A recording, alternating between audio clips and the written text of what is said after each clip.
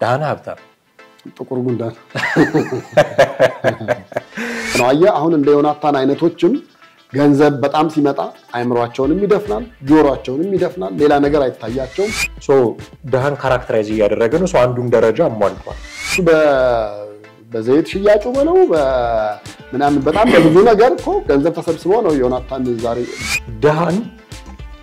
ጥቁር ጉንዳን ብሎ መናገርና እኔ ጥቁር ጉንዳን ነኝ ብሎ መናገር ለየቅል የሆኑ ነገሮች ናቸው የተለያዩ ናቸው የሚል ትችት ነው በአብዛኛው ሲቀርብበት አንተ ራሱ ከዛ በሚሰበሰበው ከመመኑ በተሰበሰበው ገንዘብ በልጽገህ ሌላውን አንተ ያደህየውን ማህበረሰብ መልሰ ጥቁር ጉንዳን ብለህ ሌላ ስያሜ መስጠት ደሃን ጥቁር ጉንዳን ብሎ መሳደብ ኦኬ እሺ ስደብ ላይሆን ይችላል በሱ አገላለጽ ምርቃት ነው ታክሲ ውስጥም በሂሳብ የተጨቃጨቀ ሰው ኪዳንቱ ጥቁር ጉንዳን አየህ ምን አይነት ስያሜ እየሰጡና ወደ ህብረተሰቡ ወደ ወጣቱ እየተላለፈ እንዳለ አስብ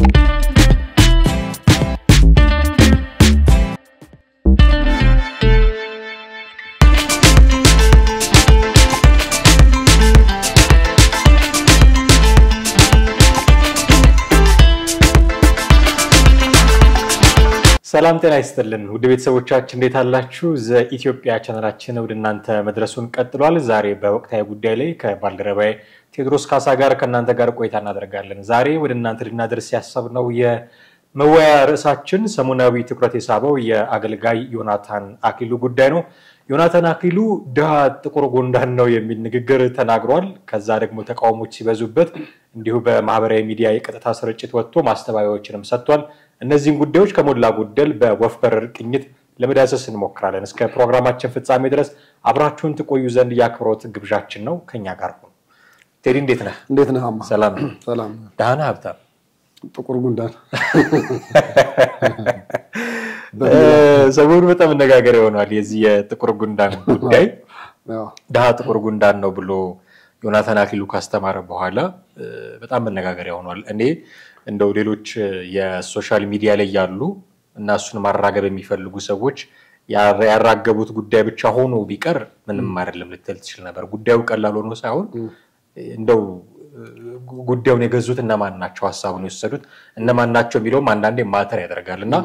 በጣም ታዋቂ ደራሲዎች ጸሐፊዎች ትልልቅ ጸሐፊዎች እነ አሌክስ አብርሃም እነ በውቀቱ ስዩም እነ ኤፍሬም ስዩም በጣም ስማቸው የተከበረ ደራሲዎች ሁሉ ጉዳይ ብለው እነ ፍሬው አበበም በቃ ጉዳይ ብለው ያነሱት እነ መላኩ ብርሃኑን ጭምር በጣም የተከበሩ ጋዜጠኞች ጉዳይ ብለው ያነሱት ነውና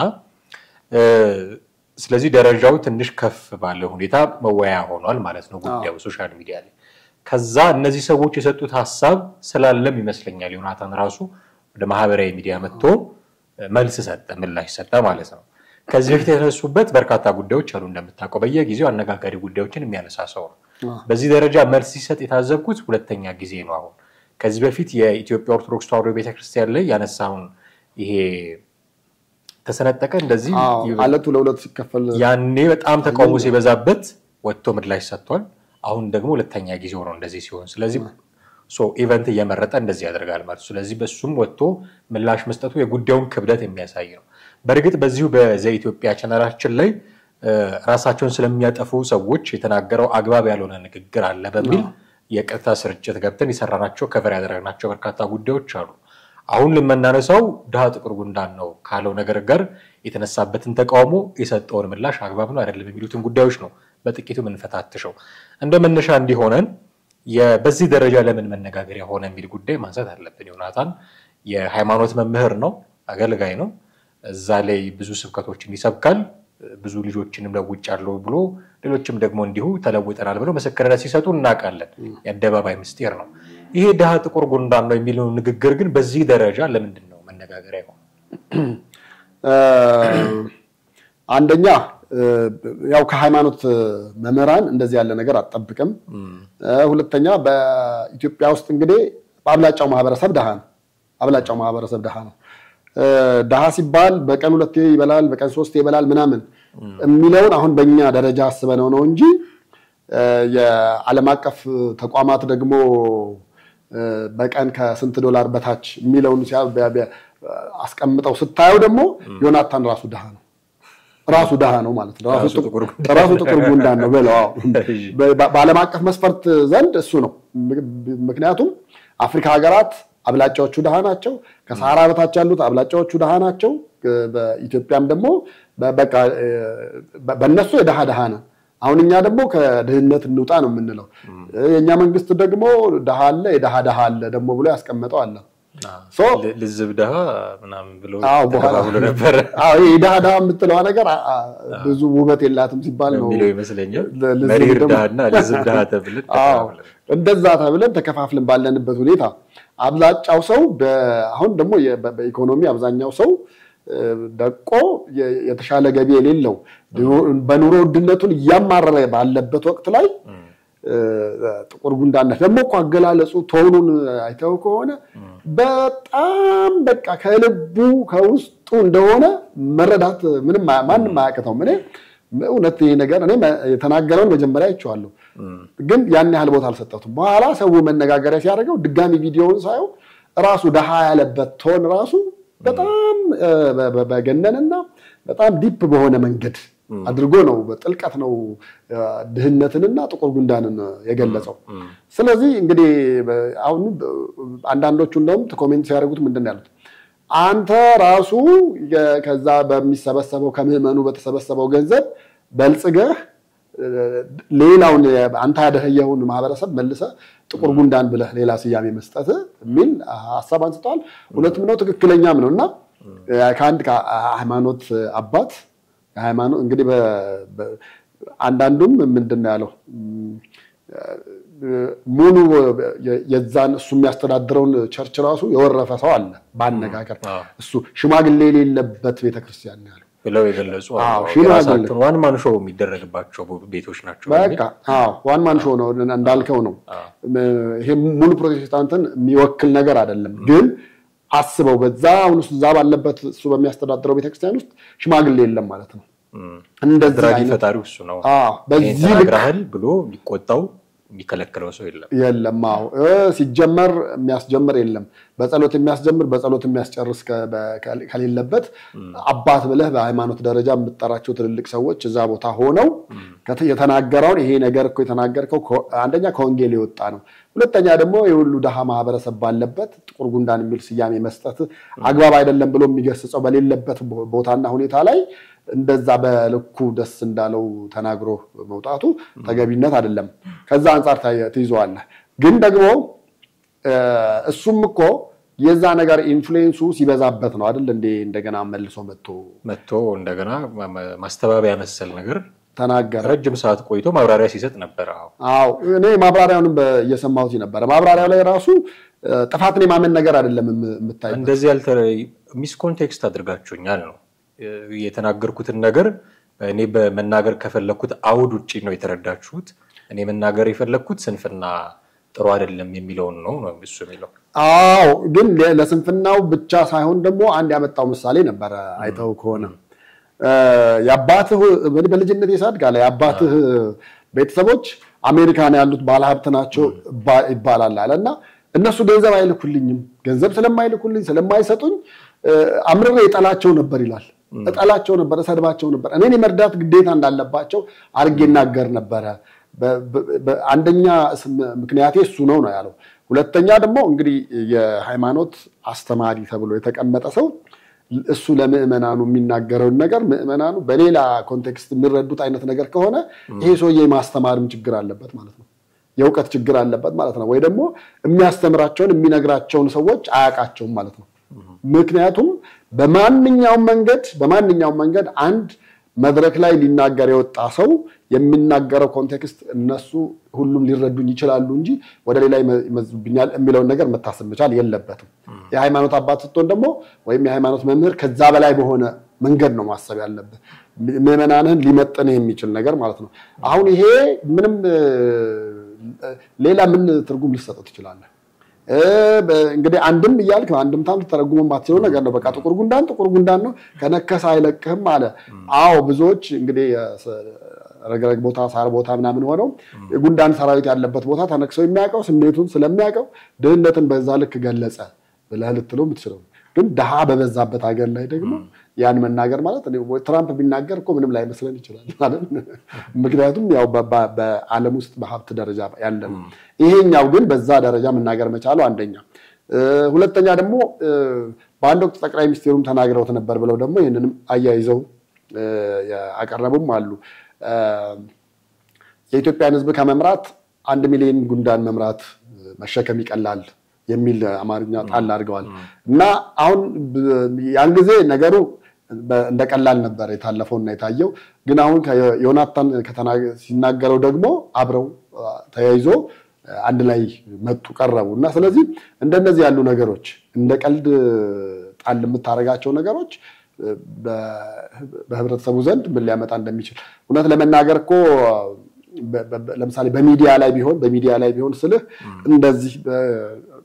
ትንታኔ የሚሰጥ ሰው ምን የሚል ሰው ተናግሮ ቢሆንና ብሮድካስት ላይ ህግ ክስ ቢሄድ ይሄ ነገር ጉዳዩ ፍርድ ቤት ደረጃ የሚያስቀርብ ነገር ነው ፍርድ ቤት ደረጃ ቀርበህ አስበው ይሄን ያህል ማህበረሰብ ሰድበሃል ተብለ ማህበረሰቡን ወስደው ሄት ስፒች የሚባለው እኮ አንደኛውም ይሄ መስለኛል እኔ ሄት ስፒች ካራክተራይዝ እያደረገ እኮ ነው ደሃን ጥቁር ጉንዳን ነው ብሎ እንደውም አንዳንዶቹ የወሰዱበት ጽንፍ ያስደነግጣል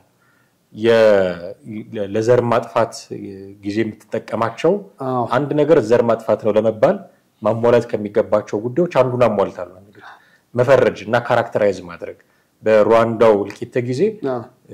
ገዳዮቹ ሟቾቹን በረሮ ብሎ ይሰይሟቸው ነበር ያንን ካራክተራይዝ የማድረግ ምሳሌ አሁን ዮናታን ተጠቅሞታል ደሃን ጥቁር ጉንዳን ነው ብሎታል ሶ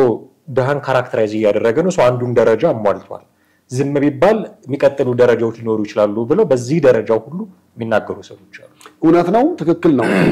ይሄ ሄት ስፒች ብቻ ብለህ የምታልፈው አይደለም በጣም በወረደ ቋንቋ የተናገረው ነው እንደተባለውም ይሄ ለዘር ማጥፋት ከሚጠቀሙባቸው ነገሮች አንደኛው ያንን በሆነ ነገር ሲምቦላይዝ ማድረግ ነው ሲምቦላይዝ የምታደርገው ነገር ደግሞ በጣም በወረደ ሊሆን ይችላል በጣም አደገኛና ኃይለኛ በሆነ ነገር ሊሆን ይችላል ለሰው ህይወትንም ለማጥፋት አደጋ ሊያስከትል የሚችል በሆነ ነገር ሲምቦላይዝ ታደርጋለህ በዛ መንገድ ሲምቦላይዝ አረከው ማለት ትክክለኛ ነው በዚህ መንገድ የሚያስኬድ ነው የሚሆነው በሌላም በኩል ግን አንተ እንደዚህ አይነት ነገር ስትናገር መቼም በአንድ እጁ መጽሐፍ ቅዱስ ይዞ ነው በአንድ እጁ ማይክ ይዞ የተናገረው አይደል ያዘው መጽሐፍ ቅዱስ እንኳን አያየውም ወይ ነው የሚለው ለምሳሌ ዛላለው ምን ልታስተምርበት የምትችለው ብዙ ወንጌል ቃላቶች እያሉ ከነዛ ሁሉ መርጠህ ድህነት እንዴ ስለ ድህነት እኮ በመጽሐፍ ቅዱስ ላይ በጣም ብዙ በጎ ነገር የተነገረ ነገር አለ አይደል እንዴ በቃ እንደውም ሀብትን ነው መጽሐፍ ቅዱስ ላይ ብዙ ጊዜ የሚኮን ነው በቃ ሀብታም ወደ መንግስተ ሰማያት ከሚገባ ግመል በመርፌ ተማቱ ሳይሆን ገንዘብ ምን ያህል ደንቃራ እንደሚሆንብህ ነው ልክ ነው አየ አሁን እንደ ዮናታን አይነቶችም ገንዘብ በጣም ሲመጣ አይምሯቸውንም ይደፍናል ጆሮአቸውንም ይደፍናል ሌላ ነገር አይታያቸውም የሚታያቸው የሀብትና ሀብት መንገድ ብቻ ነው የገንዘብ እሱ በዘይት ሽያጩ በለው ምናምን በጣም በብዙ ነገር እኮ ገንዘብ ተሰብስበው ነው ዮናታን ዛሬ ሶሻል ሚዲያው ላይ እሱ ፎቶዎች በብዛት ይለቀቃሉ አይደል እንዴ አይተናቸዋል እያንዳንዱ ያየናቸው ፎቶዎች እኮ ብታይ ከደሃም ደሃ የመጨረሻ የነበረ አስተዳደግ ውስጥ እንደነበረ ኢቭን ሲያገባ ይሄ ጉንጩ ያልሞላ ጉንጭ ሙጥጥ ያለ ጉንጭ ይዞ ነው ያገባው ግን ያ ከየት መጥቶ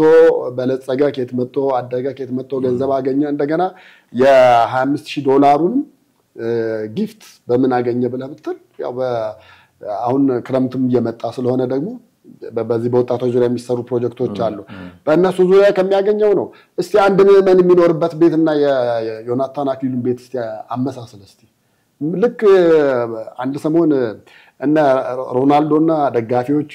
ያላቸው ቤት ያነጻጽሩ ይሄን ሜሲና ደጋፊዎቹ ያነጻጽሩ እንደነበሩት ሩቅ ሳንሄድ እዚህ የዮናታንን ማየት ትችላለህ እነሱ ምን በመሰለ በተንጣለለ ቪላ ቤት እየኖረ ያንንም የኖረው ከሰማይ መና መጥቶለት አይደለም ወይ ደግሞ ሌላ ሰው ገንዘብ ሰጥቶት አይደለም ከምዕመናኑ በተሰበሰበ አንዳንድ ብር ነው ያንን ምዕመን ነው መልሶ ጉንዳን ያለው ደግሞ የሚገርመው እኮ እዛው አዳራሽ ውስጥ ያሉት ደግሞ ይስቃሉ ጉንዳን እየተባሉ መልሶ ይስቃሉና አንድ እንኳን ተውሚል አካል አለመኖሩ ይሄ በሌሎቹም አብያተ ክርስቲያናት በዚህ መንገድ እንዲፈረጁ መታየት መቻል እንዳለባቸው በጣም የሚያሳየን ነገር ነው ብዬ ነው የማስበው። ሲነሱበት ከነበሩ ጉዳዮች መካከል እንደ ሃይማኖት መምህር ጉንዳን መጽሐፍ ቅዱስ ላይ እንደውም የጠንካራ ሰራተኝነት ምሳሌ ተደርጎ ነው የሚነሳው፣ እንዴት ለድሃ ጠቀሰው የሚል ትችቶችም ሲቀርቡበት ነበረ። ግን የመለሰው መልስ ላይ የሱን ሳይድም ማየት ብንችል ብዬ ደግሞ አስባለሁ። የተናገርኩት ራሴን ነው ድሃውን አይደለም። አንተም ቅድም ስታመጣቸው የነበሩ ነገሮች አሉ። ከተናገራቸው ነገሮች ውስጥ ውጭ ያሉ ዘመዶቹ እንዲልኩለት ይጠብቅ ነበር። አሁን ሳስበው ለምንድን ነው ይልኩልኝ? ይሄ ስንፍና መንፈሴ ነው እንጂና መላክ አይጠበቅባቸውም ነበር። ከዛ ጋር አያይዞ ነው ድሃ ጥቁር ጉንዳ ነው በቃ አልፋታቸውም ነበር ነው እኮ በሌላ ምላሹ ላይ ስታየው። እና ራሴን ነው የተናገርኩት ድሃውን አይደለም የሚል ማስተባበያ ሰጥቷል እና ሚስሊድ ተደርጓል። ከተናገርኩት ውጪ ተወስዷል። እና ድሃን ጥቁር ጉንዳን ብሎ መናገርና እኔ ጥቁር ጉንዳን ነኝ ብሎ መናገር ለየቅል የሆኑ ነገሮች ናቸው፣ የተለያዩ ናቸው የሚል ትችት ነው በአብዛኛው ሲቀርብበት የምታየው። እና ደግሞ ሌሎች እሱ ምላሹን ከሰጠ በኋላ በየሶሻል ሚዲያው እየሄዱ እሱን የሚተቹ ሰዎች ላይ ኮሜንት ሴክሽን ላይ እየሄዱ የሚፖስቷት ተመሳሳይ ነገር አለች። ዮናታን እንዲህ ነው ያለው፣ ልክ የሚዲያ ሰራዊት ያደርገዋል። አንድ አይነት ነገር እየወሰዱ እሷን ነገር ይፖስታሉ። የሆነ የሚዲያ ዘመቻ ሳለ ወይ ከዚህ ጀርባ የሚል ጥያቄ የሚያነሱ ሰዎች አሉ። የሆነ ሆኖ ዮናታን አክሊሉ ድሃን ጥቁር ጉንዳን አላልኩም፣ ራሴን ነው ጥቁር ጉንዳን ያልኩት። ምክንያቱም ምሳሌ ያቀረብኩት የራሴን ታሪክ ነው። የነበርኩበት የድህነት አለ። በነገራችን ላይ ብዙ ጊዜ ደጋግሞ ይናገራል። ሚስቴ በየአይነት ሸጣለች፣ እኔ በየአይነት አስተናግጃለሁ። እኔ ሾፌር ነበርኩኝ፣ ሚስቴ ረዳት ሆና ሰርታለች። ያለፍኩበት ነገር ነው። ብዙ ልታሸማቀቁኝ አትችሉም በዚህ የሚል አይነት ነገር ሲናገር እናስታውሳለን። ድህነቱ ያለፈለት በምንድን ነው የሚል ጥያቄ እንድታነሳ የሚያስገድድህ ነው። ድሃ ከነበረ አሁን ሀብታም ነው። ኦፍ ኮርስ ይታወቃል። ሚነዳቸው በእኛ በአንተ ቅድም ባነሳው ስታንዳርድ ድሃ እንበለው ባለም አቀፍ ነው እንበለው፣ ግን በእኛ ሀገር ስታንዳርድ ይታወቃል። ሚነዳው መኪና የሚኖርበት ቦታ ምናምን ይታወቃል። ከዛ ድህነት አሁን እንደውም ሰሞኑን ፎቶዎች ሲወጡ ነበር። አንተ ያልካቸው ፎቶዎች ኪቦርድ ይዞ እንደዚህ እና በጣም ከስቶ ፀጉሩንም ሳያስተክል በፊት የነበሩ ጉዳዮች ምናምን እንደዛ ነበሩ። አሁን ፀጉር ማስተከል በእኛ ሀገር ተራ ነገር ሆኗል። እሱ ባስተከለበት ሰዓት ግን ውድ ነበር፣ በጣም ውድ ነበር ይመስለኛል። እና እንደዚህ አይነት ጉዳዮች ሁሉ ይነሳሉ። ከዛ የድህነት ኑሮ አሁን ወዳለበት ሁኔታ የተሸጋገረው አሁን ጥቁር ጉንዳን ብሎ በሰደባቸው ሰዎች ገንዘብ ነው የሚል ትችትም ነው አንደም ሲቀርብበት የምንሰማው። ግን አሁን ድሃን ጥቁር ጉንዳን ብሎ መሳደብ ኦኬ እሺ ስደብ ላይሆን ይችላል። በሱ አገላለጽ ምርቃት ነው። በሱ አገላለጽ የሱን አገላለጽ እንውሰድ። አሁን እንዲህ ተብሏል የሚለውን ጉዳይ አስቀመጠን። የሱን ሳይር ደግሞ ማምጣት አለበት። እነሱን አይደለም የሰደብኩት ራሴን ነው ጥቁር ጉንዳን ያልኩት አለ። ግን አንድ የተናገራት ነገር ደግሞ አለች። ብራዘር ይላል ዝም ብሎ ድሃ አይሆንም፣ ያለ ምክንያት ድሃ አይሆንም ይልና ሁለት ምክንያቶች ያስቀምጣል። አንደኛው አመሉ ነው ይላል። ወይ አመሉ ብሎ በጣም እየተንገፈገፈ ነው የሚናገረው። ሁለተኛው ስንፍና ነው ይላል። በስንፍና ሰው ድሃ መሆኑ አይቀርም ይታወቃል። ሰነፍ ከሆንክ ድሃ ትሆናለህ። ሊተኛ የሚወድ አይብላ ይላል መጽሐፍ ቅዱስ ራሱ። ስንፍናን ያበረታታል። እንድትሰራ ገንዘብ እንዲኖር ያበረታታል። ከዛ ገንዘቡ የመንፈሳዊ መንገድህን ያንን መንገድ የሚያቋርጥ ሲሆን ነው እንደውም ለሁለት ጌቶች ልትገዙ አትችሉም ተብሎ ከክርስቶስ ጋር ጌታ ብሎ ይጠራዋል ገንዘብ። ስለዚህ ለሁለት ጌቶች መገዛት የለባችሁም በሚል ነው የሚገልጸው እንጂ ሀብት አይኖራችሁ እንደዚህ የሚል የለም። ኢዮብ ሀብታም ነው፣ የእግዚአብሔር ወዳጅ ነው። አብርሃም ሀብታም ነው፣ የእግዚአብሔር ወዳጅ ነው። ሀብታቸውን ግን የእግዚአብሔርን መንገድ ለመከተል ሲጠቀሙበት ነው የተወደሰላቸው እና ስንፍናንም አያበረታታም። እውነት ነው። ስለዚህ በስንፍና ሰው ድሃ ይሆናል። ይሄ መነቀፍ አለበት። አመሉ ነው ያለው ነገር ላይ ግን ብዙ ጥያቄ ማንሳት መቻል አለበት። አሁን ንጽጽር የሚሰሩ ሰዎች ሁለት ሰዎች ቀበሌ ውስጥ ቢሰሩ በአመሉ ምክንያት ሀብታም ይሆናል፣ በአመሉ ምክንያት ድሃም ይሆናል። አመሉን አሳምሮ አለሳልሶ ለአንዱ ባለ ሀብት የሆነ አሻጥር ሰርቶለት ሀብታም ይሆናል። አመሉ ጥሩ ሆኖ ደግሞ አይኔ የማገለግለውን ህዝብ አልበላም በስርዓት ደሞዜ ይበቃኛል የሚል ደግሞ ድሃ ይሆናል። ምን ማለት ነው አመሉ የሚል ጥያቄ የማነሱለት ሰዎች አሉ። ለምንድን ነው የሃይማኖት መምህራን እንዲህ አይነት አተካራ ውስጥ የሚገቡት የሚል ጥያቄም ደግሞ የሚያነሱ አሉ። ቅድም ያነሳው ጥያቄ አለ መጽሐፍ ቅዱስ ነው እጁ ላይ ያለው እሱ ነው ማስተባር የሚገባው እና ደሃም ከሆኑ ደግሞ ያልፋል ነገር በርትታችሁ ስሩ ሊተኛ የሚወድ አይብላ ይላል ቃሉ ስለዚህ ስሩ ሰርታችሁ ተለወጡ የሚል ምክር መለገስ ሲገባ ለምድር ሞራላችሁ የሚረማመዱት ጥቁር ጉንዳን ይያሉ ጥያቄ የሚያነሱ ሰዎችም ደግሞ አሉ እኔ ማንሳት የፈለኩት ጥያቄ አመሉ ነው የምትለው ጉዳይ መታየት አለባት ብዬ አስባለሁ በስንፍና ኦፍ ኮርስ ደሃ ይኮናል አመሉ ነው የምትለው ግን ምንድነው ያበረታታ ያለው አመላችሁን እንደዚህ ያደረጋችሁ ሀብታሙ ባቋራጭ በልጽጉ ነው ይያለን ያለው አሁን እኮ በቀላሉ ልንገር እኔ ከተማ ውስጥ ራሱ በቃ በዚህ ሲያሜ ይወጣ ያለ ነገር አለን ማለት ወይዘሮ ከሌት እንጃይታችሁ ጥቁር ጉንዳን መባል ጀምሯል ታክሲ ውስጥም በሂሳብ የተጨቃጨቀን ሰው ሂዳንተ ጥቁር ጉንዳን አየህ ምን አይነት ሲያሜ እየሰጡና ወደ ህብረተሰቡ ወደ ወጣቱ እየተላለፈ እንዳለ አስብ በቃ ከዚህ በኋላ ደሃ ሁሉ ጥቁር ጉንዳን ሊባል ነው ማለት ነው ደሃ ሁሉ ጥቁር ጉንዳን በቃ ከዚህ በኋላ ለምን በሚዲያ ላይ በተለቀቀ ነገር ላይ ፍለፊት አውጥቶ ከነቶኑ በጣም ክብድ አድርጎት የተናገረው ነገር ነው እንደኔ እኔ ዮናታን ይኸውልህ አሁን ምንም አይደለም እኔ እንደዚህ ያለ ነገር ጥፋት ሲፈጸም ለምንድነው ዙሪያ ጥምጥም ሄዶ እንዲ ለማለት ፈልጌ ነው ከሌላ ለመጥቀስ ፈልጌ ነው ራሴን አጎቶቹን ምናምን ያለ ሄደበት ርቀት የለም ከሱ ሁሉ አይሰራም በቃ ዝም ብሎ በቃ ይቅርታ በቃ በዚህ ጉዳይ ላይ ጥቁር ጉንዳን በማለቴ የተቀየማችሁ የተከፋችሁ ከአምስት ዓመት በፊት እንኳን ይቅርታ እንግዲህ አይመስልኝ እንግዲህ ሌላ እንትን እስኪመጣ እንጠብቅ ሌላ ስድብ ደግሞ እንጠብቅ ያው አንድ የስተት ትምህርት አስተምሮ ከ5 ዓመት በኋላ ነው ተሳስቻለሁ ብሎ ከተረሳ በኋላ ማለት ነው እንዴት ይሆናል እሱ ወዲያው ጥቁር ጉንዳን የሚለው ነገር ጉዳት የሚያደርስ ቢሆን አድርሶ ካለቀ ምን ካለ ሌላ ጀነሬሽን ከመጣ በኋላ በልጅ አሁን በዚህ ሳምንት ከጊዜ በኋላ የተወለዱት እኮ ስለ ጥቁር ጉንዳን አያውቁም አይደለ እነሱ ተወልደው የ5 ዓመት ልጆች ሲሆኑ ጥቁር ጉንዳን ማለት ነው ሳትወለድ ያለ ነገር ቢነገርህ ምንድነው ፋይዳው ነው ማለት ዳርግ ወይ ደግሞ አጼ ኃይለ ሥላሴ መተው ላጠፋው ጥፋት ብለው ይቅርታ ቢጠይቁ ምንድን ነበር የሰሩት ብለን ነው በእምንለው በእኛ እድሜ ስለዚህ ያን ነገር አሁን ግራቀኝ መሄዱን ትቶ ቀጥታ ይቅርታ መጠየቅ መቻል ነው ያለበት እኔ አሁን እንደው ይሄ ነገር በጣም በየትኛው ሚዲያ ነው የተላለፈው እንደው የሚከስ ሰው ቢኖር ብሮድካስት ባለስልጣን ሄዶ ቢከስ በእርግጠኝነት እሱ የሚሰራበት የሚያስተላልፈው የቴሌቪዥን ስቴሽን ወይም የቴሌቪዥን ጣቢያ ማስጠንቀቂያ ሊመጣለት ይችላል እንደገና ኤክስኪዩዝ እንዲጠይቅ ደግሞ የይቅርታ መልእክት እንዲያስተላልፍ በዛው ቦታ በዛው ሰዓት በዛው መስመር ተብሎ ያንን ነገር በብሮድካስት ህግ መጠየቅ መቻል አለበት ብዬ ነው የማምነው እንጂ እንደዚህ በዝምታ የሚታለፍ አይነት ነገር ከሆነ ነገ ከነጎዲያም እንደፈለጋ ምትል ሊነግረን ሊሰድበን ይችላል ማለት ነው ስለዚህ የኢትዮጵያ ህዝብ ደግሞ ሁሌ እንግዲህ ፖለቲከኛውም እየሰደበው ሃይማኖተኛውም እየሰደበው አክቲቪስቱም እየሰደበው መኖር መቻል አለበት ብዬ አላስብም መስተካከል መቻል አለበት እሱም የሚነዳው መኪና እኮ ከ10 ሚሊዮን ብር በላይ የሚገመት መኪና ነው ያውም አንድ አይደለም 3-4 ተሽከርካሪ መኪና ነው ያሉት ዛሬ ነዳውን ነገ መልሶ አይዞም ይሄ አሁን የሀብት መጠኑ የገንዘቡ ሁኔታ ይጣራ ምን ይበል በነገራችን ላይ አዋሳ ከተማም እኮ እንትን ባለ ጊዜ በጣም ሰፊ ትልቅ መሬት ሁሉ ገዝቶ በኋላ መሬቱን የሸጡትም ሰዎች አንደኛ የተሸጠበት መንገድ አግባብነት የለውም ተብሎ የተነጠቀው ነው እንጂ ዮናታን በጣም ትልቅ 5 ስታር ሆቴል ሊገነባ የሚችል ገስት ሃውስ ሊገነባ በእቅድና በፕሮግራም ተይዞ ሰፊ መሬት ገዝቶ ነበር በሚሊዮን ብር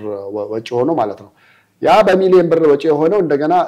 ቦታውም ትክክለኛ አይደለም የሰጣችሁትም አግባብነት የለውም በጨረታም በመናምንም የተባለው ነገር ውሸት ነው ተብሎ ነው ድጋሚ ዮናታን የተነጠቀው እንጂ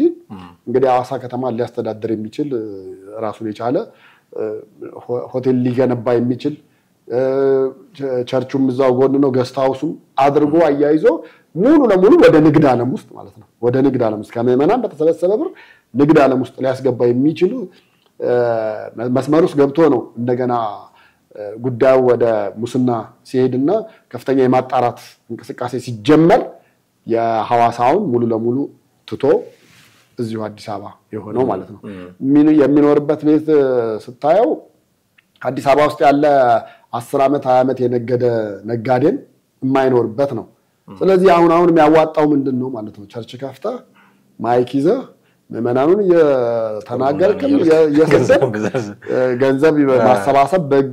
በእግዚአብሔር ስም በጌታ ስም እንዲያደርጉ ታይቶኛል ምን ብሎኛል እያልክ ሀብታም መሆን ነው። አብዛኞቹ የሚታዩትም ፓስተሮች ስታያቸው በእርግጥ ሰርተው ነው ወያን ያገኙት አይደለም። ከየት እንደመጣ እኮ አሁን መንግስት ለምን እንደውም ሌላው ተቋማት ጋር ገብቶ ያን ሁሉ ገንዘብ በአካውንት የሚሽከረከረውን አመጣለሁ እቀበላለሁ ምናምን ከሚል ሃይማኖት ተቋማት ጋር ይግባ። በእርግጠኝነት ሚሊየን የግድ እንደ ቄስ በላይ እጅ ከፍንጅ መያዛለ አይደለም። በቃ አሁን ከቄስ በላይ አካውንቱ ቢታይና ቢጎረጎር በጣም ብዙ ነገሮች ሊወጡ ይችላሉ። በጣም አሁን ያቺ እጅ ከፍንጅ ስለሆነች መንግስት ሌላውን ቀይ መስመር ማለፍ አልፈልግም በዛችሁ በተከሰሰበት ምክንያት ብቻ ተብሎ ተባለ እንጂ ቄስ በላይ አካውንት ውስጥ ብትገባ ከሚሊየን አልፎ ወደ ቢሊየን የሚቆጠር ብር እንዳለ ይታወቃል። ሌላውም የፕሮቴስታንት ሰባኪዎች ጋርም እንደዚህ አይነት ነገር አለ። አብላጫው ከምዕመን በተሰበሰበ ገንዘብ ያን ያክል እንትን ማድረግ መቻሉ ተገቢነት የለውም። ቢቻል በሄዶ ይቅርታ ቢጠይቅ በቃ ምንም ሌላ ግራቀኝ መሄድ የማያስፈልግም። በቃ ይቅርታ ብቻ ይቅርታ ቢል ኖሮ ሌላ ትንታኔ ውስጥ አይገባም ነበር። ሁሉን ለመናገር በቃ ይቅርታ አጥፍቻለሁ። አንዳንዶች የሚያመጡት ምሳሌ ከወቅቱ ጋር የማይሄድ ምንም ማይሄድ እንደሆነ በጣም ብዙ እናያለን። ታውቃለህ እንደው ሲሄድ አይዘጋጅም ወይ ብለህ ትላለህ። መድረክ ላይ ሲወጣ ያንን ሁሉ ህዝብ ሊያስተምር ሲመጣ እኔ ባለመዘጋጀት አልጠረጥረውም። ፐርፐስሊ ተናግሮት ካልሆነ በስተቀር ባለመዘጋጀት መጠረጥረው ሰው አይደለም ይሆናል። እና እሺ ድህነትን ከበልጽግና ጋር አያይዞት ነው ብለን አቴንሽን ሲከር ሆኖ ነው የምለው። ይፈልጋል አቴንሽን። አሁን ከቅርብ ጊዜ ወዲህ የሆነ ጊዜ ታስታውስ እንደሆነ ጉዳዩን ከሃይማኖት አንፃር እንደማይቃኙልን ተመልካቾቻችን ተስፋ አደርጋለሁ። የመልካም ወጣቱ ጉዳይ በጣም መነጋገሪያ ነበር የሆነ ጊዜ። ከዛ ታስታውስ እንደሆነ የኦርቶዶክሱ ሰባኪ ምህረተአብ ሳይቀር ቃላት እየተወራወሩ ሁለቱ ሰዎች የመልካም ወጣቱ ጉዳይ በጣም ሶሻል ሚዲያ ላይ የሚወራ ጉዳይ ነበር። ከዛ ዝም አሉ። መልካም ወጣትን የሚተቹ ሰዎች ዝም አሉ። ዝም ሲሉ ጉዳዩም አብሮ ይቀዘቀዘ ይደረጋል እኮ ግን ያን ያህል ትኩረት የማይስብ ሆነ። ያችን ትኩረት አሁን ክረምት እየመጣ ስለሆነ ያችን ትኩረት ለመሳብ ሆን ብሎ ያደረገው ነገር ሊሆን ይችላል የሚል መረዳት ነው ያለኝ እንጂ እኔ ባለ መዘጋጀት እንደው ዝም ብሎ ሆን ብሎ ከዳህ ጸድሳንም ነው ብዬ አምልጦት ተናግሮም ነው ብዬ አላምን። ከዛ አንፃር ሊሆን ይችላል። ከተሳሳትኩ ታረማለሁ። አንድ ግን ሌላ ነገር ሲነሳ ይሰማሁት እሺ ሁለት ነገር። አንደኛው ምንድነው ከዚህ በፊት ከፓስተር ቢኒያም ሽታዬ ኦኬ አሁን ኦርቶዶክስ ሆኗል ፓስተር አትበሉኝ ብሏል። ከቢኒያም ሽታዬ ጋር እዚህ አዲስ አበባ ውስጥ ባለ የቸርች ማስፋፊያ ጉዳይ ይነታረኩ ነበር። ድሆችን አፈናቅሏል ዮናታን አክሊሉ በሚል እና ቢኒያም ሽታዬም ደግሞ መደረግ አልነበረበትም ብሎ የፍርድ ቤት ጉዳይ ነበረው። ከንቲባ ጽፈት ቤት ሁሉ ጉዳይ ነበረውና ምንድነው ዮናታን አክሊሉ ከደሃ ጋር ያለው ጉዳይ እዛ አፈናቅሎ እዚህ ጥቁር ጉዳይ ያለ ቢሳደው የሚሉ ልከታዎችን ያያየው። አንድ ነገር ግን ሌላ ማንሳት የፈለኩት ይሄ የጥቁር ጉንዳን ጉዳይ በጣም መነጋገሪያ ሲሆን አብሮ ሌላ ቪዲዮ መምጣት ጀመረ። ስለ ጤና ባለሙያዎች የተናገሩ የጤና ባለሙያዎች 50 በ50 በተጭበረበረ ማስረጃ ነው የተቀጠሩት። መንግስት እንደውም አውጥቷል ጥናት አድርጎ እንዲህ ብሎ አውጥቷል። ስለዚህ በተጭበረበረ ምን ማለት ነው ይሄ እንደውም የተወጋው መርፌ ለበሽታ የማይሆን ነው ማለት ነው።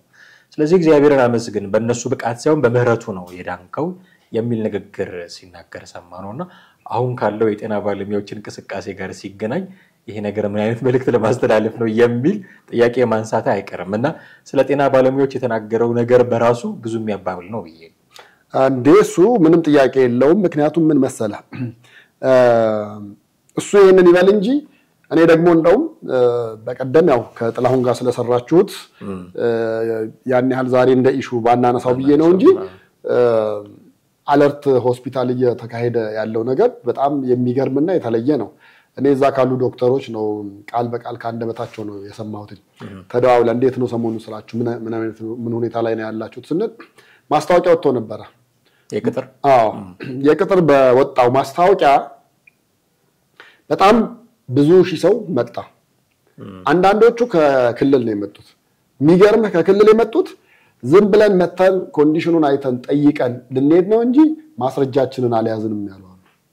ከዛ በኋላ ምንድነው የተደረገው በር ተዘግቶ እንዳትወጡ ነው የተባሉት ተቀጥራችኋል ከዛ ጀምሮ ስሩ ተብሎ ኢመርጀንሲ ሩም ያሉት እነሱ ናቸው እንዴ ልጁ አረ ለቤተሰብ ደውዬ እንኳን አልነገርኩም ምሳም በላበትም የለም ችግር የለም ዛሬ እዚሁ ትበላለህ ይሄ ልጅ በሕክምና ዘርፍ ያለውን ዕውቀት ወረቀቱ እንኳን እንዳያስረዳ ወረቀቱን አላስገባም ምንድነው የሆነው በቀጥታ ሄዶ እኔ መረጃ ለመውሰድ ብቻ ነው የመጣው የጤና ባለሙያ ነው ምንድነው ላብራቶሪስት በቃና ሂድ ገባ ስጦት ዕቃ ስጦት እዛው ይጀምር አንድ እሱ እየተካሄደ ነው ስለዚህ በእነኚህ ሰዎች የሚታከም ሰው ምንድነው ብለህ ታስባለህ ለምን እኛኮ ሆስፒታል አሞን እንኳን ዝም ብለን ሄደን የመጨረሻ መተማሪ ሲሆኑ መተው ለአፓረንት መተው ያክመዋል አይደል የመጨረሻ መተማሪ መሆናቸውን የሚገልጽ ባጅ እዚህ ላይ ካየን እኮ በእነሱ አንተታከመም ነው የምንለው አይደል እሺ የኛው ሳመጣ ትምርቱን ይጨርስ አይጨርስ ወረቀቱን በእጁ ያዝ በምን አውቀን ነው ወይስ በመርፌ ያነሱ እየተወጋ ዝም ብሎ ደግሞ ሌላ ችግር ሊመጣ አንድ እሱን ያዘልኝ ሁለተኛ መከላከያ ሰራዊት እዛው ከተሟል አሉ ሆስፒታሉ ግቢ ውስጥ ገብቶ የነሱን ፊት ያያየን ነው የምናከመውና እንዴት አድርገን እናከም ሁሉ ያሉ አሉ በቃ ቁጥጥር ለማድረግ ይሁን የተለየ ነገር ለማድረግ ይሁንና ምን ለማለት ነው ይሄ ነገር የሆነ ከመንግስት ጋር ተነጋግሮ ይሁን ወይ ደግሞ በሆነ ኢንቴንሽን መንግስትን ያገዘ መስሎት መንግስትን በዚህ መንገድ እንኳን አግዘው የሐኪሞቹን ስትራይክ ያመጡ ያሉትን የአመጽ ጥያቄ የራሳቸውን ጥያቄ ሌሎች ወደ አመጽ እየወሰዱ ነው አይደል እኔ ደግሞ በዚህኛው መንገድ ላኮላሻው በሚል የበኩሌን ላግዝ ብሎ ወይ ደግሞ ሚሽን ተሰጥቶት ሊሆን ይችላል ብዬ አስባለሁ እንግዲህ የዮናታንም ከዚህ የተለየ ነው ብዬ አላስብም ምናልባት በዚህኛው አንግል በዚህኛው መንገድ መግለጽና መንግስትን መርዳት አስበው ሊሆን ይችላል ግን ደግሞ ሞን መቻል የለበትም እኔ ስለማላቀው ያመተቸት ተገቢ ነው ብዬ አልልም የዛ ሰው ህመም ውስጥ የበዛ ሰው ጫማ ውስጥ እኮ ሆነ ነው ማየት ማሰብ መቻል ያለበት እንጂ ገና ለገና እነሱ ይሄን ሰሞን የመብት ጥያቄ ደሞዝ ጥያቄ አነሱ ብዬ እስከዛሬ እንደውም ያልተማሩ ናቸው ሲወደቁ ናቸው ምናምን ወረቀታቸው ድጋሚ እንፈታተን አንድ ነገር ነው እሱን ሊለን የሚችለው ብርሃኑ ነጋ ነው ከዛው ውጭ ግን ዶክተር ዮናታን ከጉንዳኑ አልፎ ደግሞ የመናገሩ ይሄ በእውነት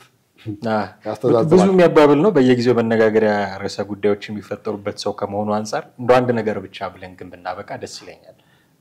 በዮናታን አክሊሉ አንፃር ሌሎችንም አድሬስ ማድረግ እንችላለን ብዬ አስባለሁ የፕሮቴስታንቶቹ ብቻ ሳይሆን ሌሎችም እምነቶች ያሉ የሃይማኖት መምህራን እንዴት ነው አንዳንዴ የምትጠብቀው አለ ከነሱ እንዴት ነው ቢሄቭ ማድረግ ያለባቸው ጉዳዩ እውነት እንኳን ቢሆን የሚጠቀሙት ቃላት እንዴት መሆን አለበት ምክንያቱም ቃሉን ብቻ ሳይሆን ስነ ምግባርም እንዲያስተምሩ ተጠብቃለህ ከነሱ የሃይማኖት መምህራን ስለሆኑ እና በዮናታን አንፃር ሌሎቹንም አድሬስ ማድረግ ስለሚገባን የሃይማኖት መምህራን እንዲህ አይነት ጉዳዮች ውስጥ ኢቭን መግባት ተሳለባቸው ወይ አንዳንዴ ታስተምረው ነገር ይወስነዋል አይደለም የመድረኩ ያለህበት ሁኔታ አውዱ ሁሉ የሃይማኖት ጉዳይ ልታስተምር ሄደህ ደሃን እንዲህ ነው ማለት ጤና ባለሙያዎች እንዲህ ነው ማለት ምናልባት የእግዚአብሔርን ምህረት ለመናገር ሌላ ምሳሌ ጠፍቶ ነው ወይ ያልተማሩ ዶክተሮች ናቸው ብሎ አሁን ባለው ሁኔታ ላይ እንደው እሳት ላይ ቤንዚን የማርከፍከፍ አይነት ጉዳይ አይሆንም ወይ ስንፍናን ለመንቀፍ ብለህ ደሃን መስደብ አለበት ወይ የራሳቸውን እንደ ራሳችን እናጠፋለን ይያሉ የሚያስፈራሩ ልጆችን ለመውቀስ ብለህ ራሳቸውን በሪሊ ለማጥፋት ያሰቡ ሰዎች ለመሳለቅ አለበት ወይ እንዲህ አይነት ጉዳዮች በዚህ ደረጃ መነገር አለባቸው ወይ ይሄ እንዲህ ካሉ የሃይማኖት መምህራን የሚጠበቅ ነው ወይ የሚል ጥያቄ ማንሳት አለብንና የሃይማኖት መምህራን መስመራቸውን ማወቅ ያለባቸው አይመስልም በጣም በዚህ ጉዳይ ላይ የሁሉም ሃይማኖት ነው የከሌከሌ የምንለው የለም ሁሉም ሃይማኖት በዚህ ጉዳይ ላይ መድረክ ላይ ሲወጡ የሚናገሩት ማይክ ሲጨብጡ ካንደበታቸው በልምትወጣው ያንዳንዱ አቃላት በጣም መጠንቀቅ መቻል አለባቸው ይሄ ጥንቃቄ አለመኖሩ በኋላ የተለየ ጦስ ያመጣል እውነት ለመናገር አሁን ዮናታን በተናገረው ጉዳይ መንግስትም ያልተከፋ በመሆኑ ነው እንጂ መንግስት ተከፍቶ ቢሆን ኖሮ